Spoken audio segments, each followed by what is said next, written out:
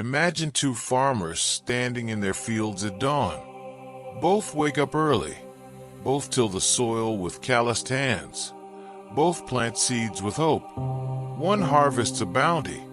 The other watches crops wither. The difference is in effort. It's not even luck. It's the invisible architecture of their choices. The beliefs they nurture. The patterns they repeat. The storms they prepare for. This is the paradox of hard work. We're taught that effort guarantees results, but life isn't a vending machine where you insert sweat and out drops success. The truth is, hard work is necessary, but not sufficient. And understanding why so many people pour their souls into goals, yet fall short isn't about blame. It's about liberation. Let's unravel this mystery, layer by layer, because hidden within it is the key to turning effort into enduring achievement. The first trap is what I call the mirage of motion. Humans are wired to equate busyness with purpose. We fill our days with tasks that look productive, answering emails, attending meetings, ticking off to-do lists, but rarely ask, is this noise or music? Effort becomes performance art, a show we put on for ourselves to avoid the discomfort of stillness. Think of a chef who spends hours sharpening knives, organizing spices, and cleaning countertops, but never actually cooks. The kitchen is spotless, but the guests go hungry. This is how many people work. They prioritize feeling productive over being effective. They confuse the appearance of effort with the substance of progress. They're like carpenters hammering nails into the air. No matter how hard they swing, nothing gets built. The antidote isn't working more, it's working differently. It's pausing to ask, what's the one thing that, if done, would make everything else easier? And then having the courage to neglect the trivial, to focus on the transformative. But even when effort is focused, another demon lurks, the tyranny of the familiar. Most people are addicted to their comfort zones, not because they're lazy, but because the brain sees change as a threat. Imagine a person who wants to start a business. They research, plan, and save money, but never launch. Why? Because staying in the preparation phase feels safer than facing the judgment, uncertainty, and potential failure of going public.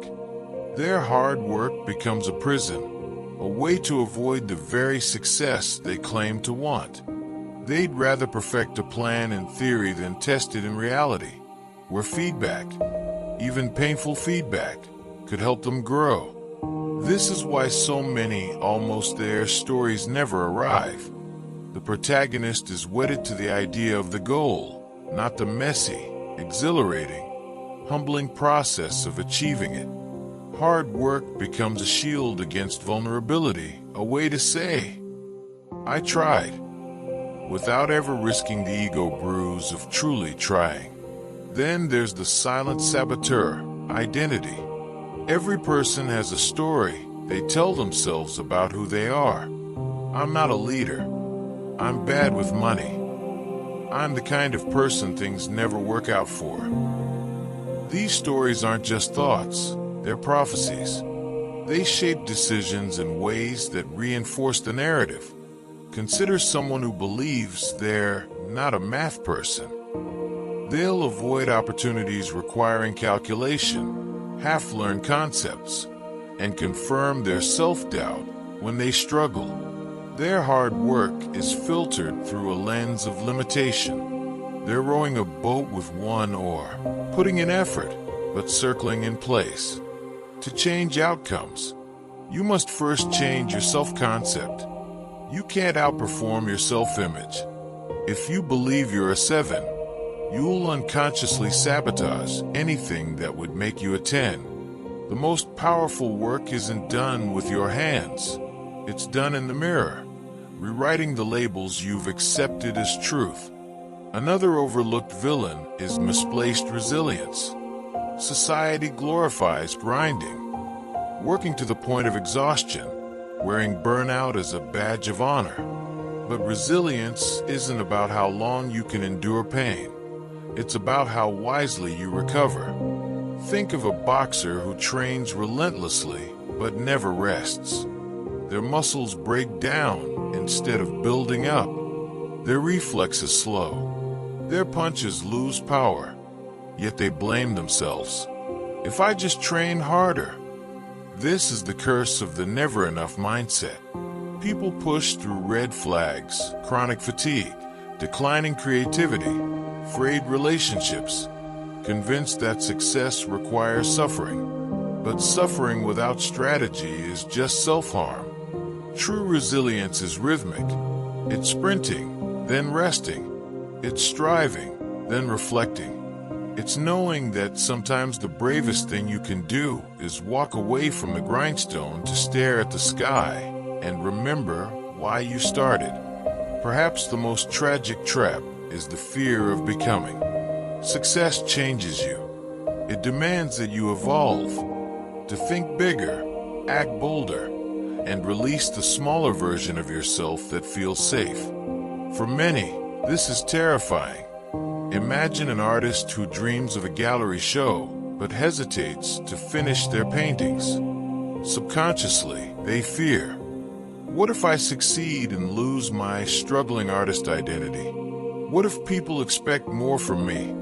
What if I can't handle it? So they cling to the comfort of longing. The dream is safer than the reality. Hard work becomes a placebo. A way to feel in motion without arriving at a destination that would force them to grow. This is why some people stay in unfulfilling jobs, toxic relationships, or financial struggle. They've built their lives around a version of themselves that success would obliterate. Letting go of that old self feels like a death, even if the new self is who they're meant to be. Finally, there's the illusion of the finish line. Many people work hard under the assumption that success is a destination, a diploma, a promotion, a bank account balance. But life isn't a race with a finish line. It's an ocean. You don't arrive. You navigate. Waves keep coming. Storms rise. Maps change. The person who ties their worth to a single goal will crumble when they achieve it and realize it doesn't fill the void they hoped it would.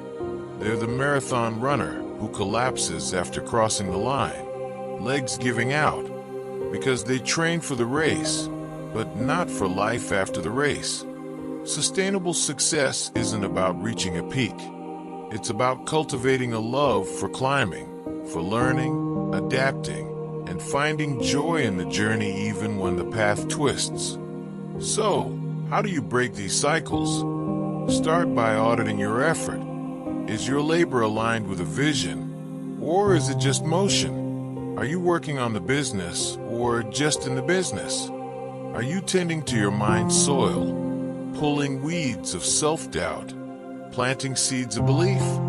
Next, redefine resilience.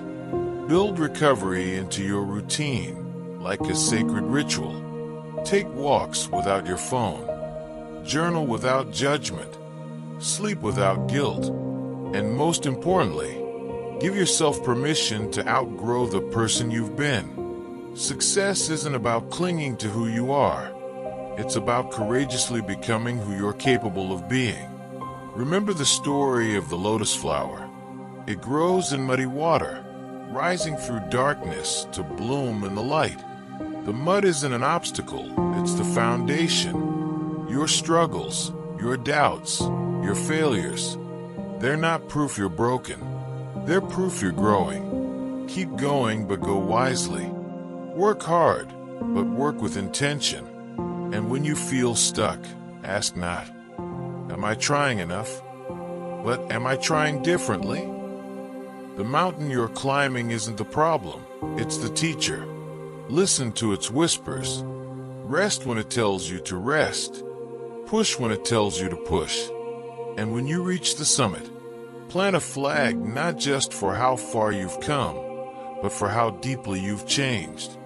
That's where true success lives, not in the trophy, but in the transformation.